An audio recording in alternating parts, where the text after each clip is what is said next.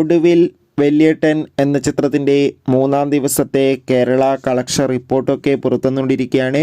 ആ ഒരു അപ്ഡേഷനാണ് ഇന്നൊരു വീഡിയോ ഭാഗത്ത്. വീഡിയോയിലേക്ക് മുൻപ് വീഡിയോ ലൈക്ക് ചെയ്യുക, ചാനൽ സബ്സ്ക്രൈബ് ചെയ്യുക. നവംബർ മാസം ഡിസംബർ മാസം OTT റിലീസ് ചെയ്യുന്ന ചിത്രങ്ങളുടെ വീഡിയോ നമ്മുടെ ചാനൽ ഭാഗം പരിശോധിച്ചാൽ നിങ്ങൾക്ക് കാണാൻ വേണ്ടി സാധിക്കുന്നതായിരിക്കും.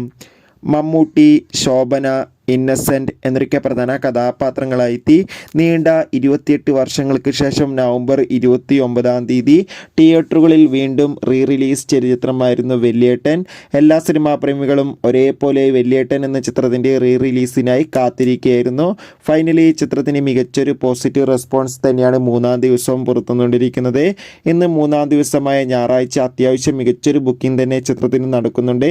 അതുകൊണ്ട് മാത്രം മൂന്നാം ദിവസം കേരളത്തിൽ നിന്ന് ഏകദേശം 30 ലക്ഷത്തിൻ്റെ അടുത്ത് വരെ കളക്ഷൻ നേടിയെടുക്കാൻ വേണ്ടി സാധിക്കുമെന്നാണ് ട്രാക്കിംഗ് റിപ്പോർട്ടുകൾ സൂചിപ്പിക്കുന്നത്.